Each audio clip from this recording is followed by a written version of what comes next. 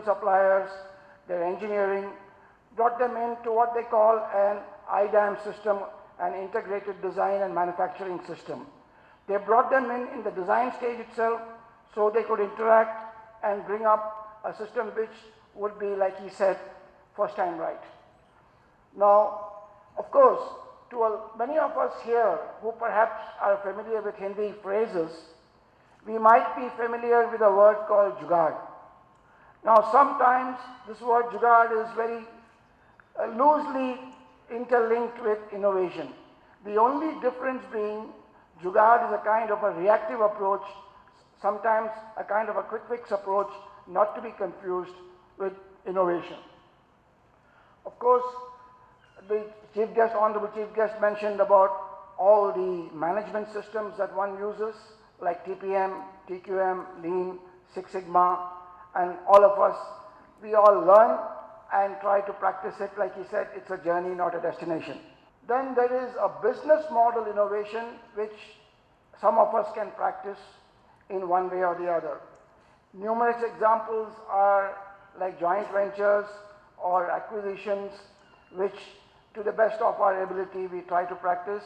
Examples are there of like Bharat Forge or the TVS Group or Mahindra's reaching out overseas, acquiring companies.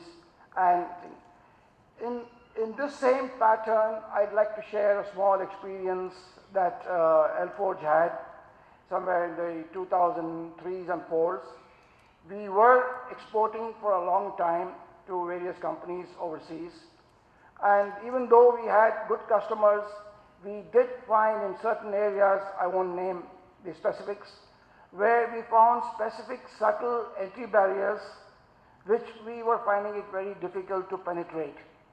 As a matter of strategy, we perhaps thought that having an acquisition overseas would help us kind of have a local footprint, and this we acquired a company called Shakespeare Forgings in England, and over a period of time after this stabilized, we naturally progressed to a state where we left the low volume products being produced there and transferred the high volume price sensitive parts order books to India. This created a fairly good mix, and not only that, it increased our competitiveness and it also provided us greater exposure to the market. Then there is the question of innovation in technology or design areas. The only example I can think readily is the nano car. Amazing, to say in one single word. The car had a boundary condition of first of cost, then of size, and both these drove it to the question of defining the layout of the car. A simple example, a complication arose in placing the engine. Putting it in the front encroached on the passenger compartment and narrowed down the space. Trying it, locating it in the rear, similarly ate up into the luggage boot space, which led to an innovative way of thinking of putting the engine under the rear passenger seat. It was not thought of anywhere, but amazingly the idea took off, and today, thankfully, the Indian car has found some space in the global imagination. Then the question of innovation in marketing. Another classic case was the packaging of consumer goods. Initially, things like shampoos were in a 200 milligram plastic container. It was quite an expensive thing. It was only in the reach of the middle class. Suddenly, there was a 1 or 5 milliliter shampoo sachet, and how the market took off. It was, mind you, it was a classic case of how innovation can come to differently enable people. The person who innovated this part was a doctor from the medical profession running a consumer goods company. It was the shampoo for 1 rupee shampoo which suddenly brought it within the reach of the lower segments of the market. And then how it extended into all kinds of consumer goods like toothpaste, oils, talcum powders, call it, you name it. So such an innovation that the big giants of the consumer markets like Hindustan Lever and Procter & Gamble, they had to follow through and get into this market by choice. Now, this brings us to a question of having decided that innovation is a must, how do we develop and foster a culture of innovation in our respective organizations? Whilst doing so, once again, we all would have experienced, try something new, and there you have enough people to say how it can be done, how difficult it is, or how it doesn't fit into our scheme of things, what you call the obstacle paradox. So what happens is you have a problem of competition, you have scarcity of time, money, resources, all these combined, difficult. Precisely these things which we think can make it difficult are the ones which make it compulsive for us to innovate. For the simple reason that innovation has to be done when we have the resources, when we have the time, when we have the money. In other words, innovation has to be done in good times, not in difficult times. When we have, because at that time when the company has the resources, it can afford to do it in a gradual phased manner. The next question then is, how can innovation be managed? Now, simply put, innovation is not hard at all. What is hard is to deploy the innovation that we find can be done. Because in any organization, any size, the critical resources like manpower or time are always devoted to existing orders, existing books, existing activities. Anything new, that's when any genuinely innovative idea comes up, you'll find they die prematurely. Why? Because we don't have the resources to address them. There is no champion to drive the idea, to drive the program forward. And then, because of the creative nature of innovative activities, there is the inherent risk. And with the risk, there is a fear of failure. Which means this innovation can only kind of grow when an organization has an atmosphere or a culture of promoting innovation. In other words, it should not encourage the concept of a failure, it should try to put it down as experience. Of course, this refers only to the area of innovation, not to regular practice. As Henry Ford said, remember, the aircraft takes off against the wind, not with it. So, there is bound to be resistance when there is going to be innovation. It is precisely this concept that the activity of Kaizen leverages in various degrees, in various forms, through various persons. With regard to innovation, the next question is, it is not alone important of what we have to do, equally important to innovation is what we must not do. In other words, we cannot afford to just blindly clone what other organizations, specifically the Western organizations, they do. It might not suit us. We must evolve intermediate level, appropriate technology innovations suitable to our own cultures, our own capabilities. This is what Carlos Ghosn, the CEO of Renault Nissan, so famously referred to as frugal engineering in Indian engineers. He recognized the fact that our Indian people are capable of finding very appropriate level technologies, resources, practices, processes which are unique to our culture and our constraints, but nevertheless finding a solution like the classic case of the nano engine. Before I conclude, I would like to share two small anecdotes on the subject of innovation. By coincidence, I just now happen to be reading a book by an American author which focuses on medical related topics, mainly based in the US. The theme of this book centers on the acute shortage of primary healthcare doctors in the US. Of course, all of us in India, we do not have this problem so much, but simple illnesses, high fevers, stomach aches, and how difficult it is to access a doctor. This is the theme of the book.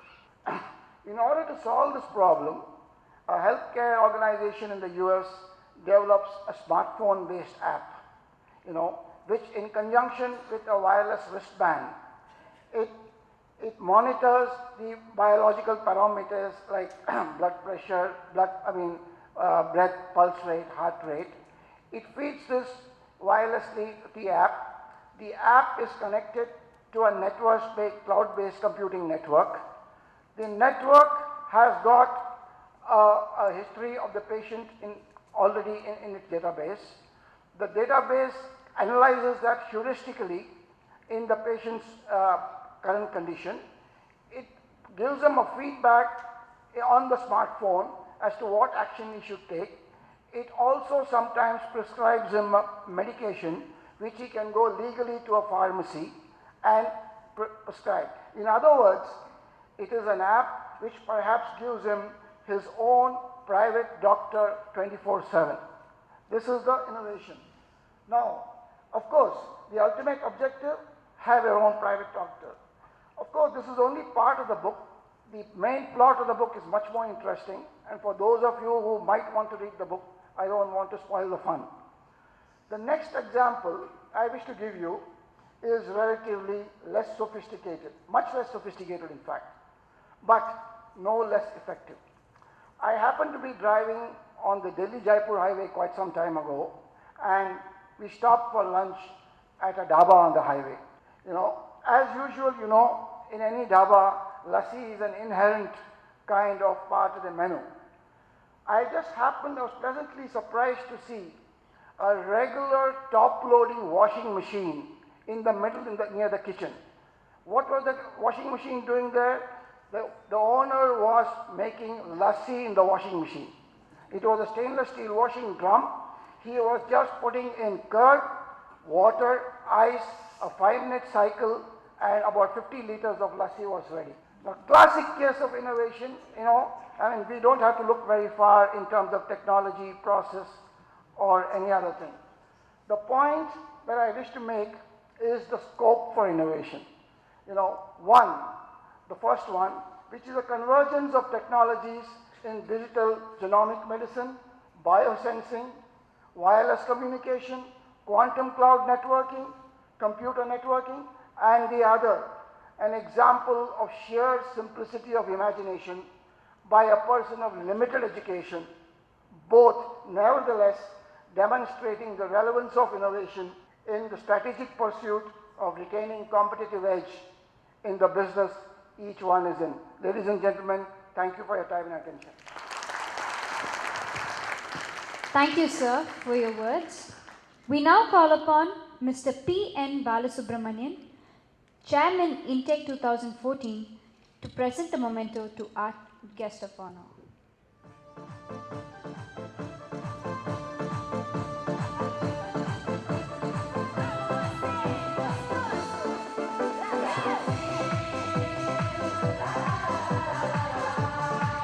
Ladies and gentlemen, let's give it a very generous applause.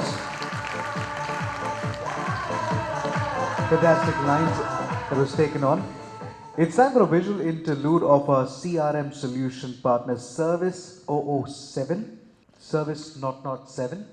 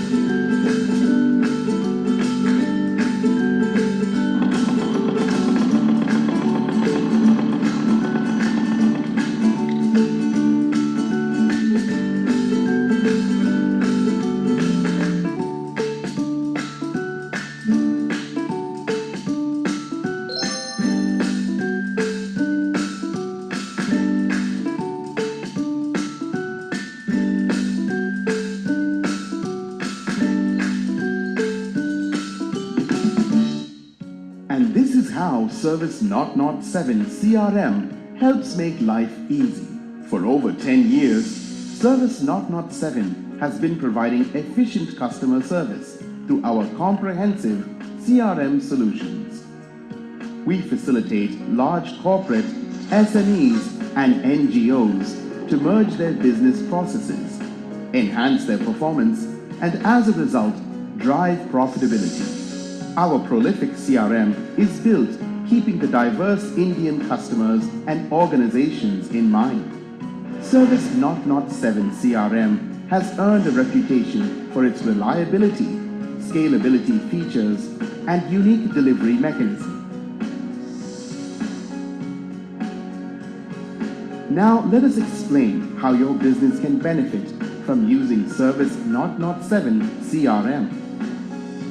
It is a known fact that for an organization, nothing matters more than to win customers and keep them as long as possible. A study suggests that an organization spends 6 times more to acquire customers than they do to keep them. However, maintaining customer relationships is easier said than done. Service Not Not 7 has strived to make customer relationship management as simple as possible. As a result, we have developed a highly effective CRM that helps you acquire, retain, and delight your customers with ease.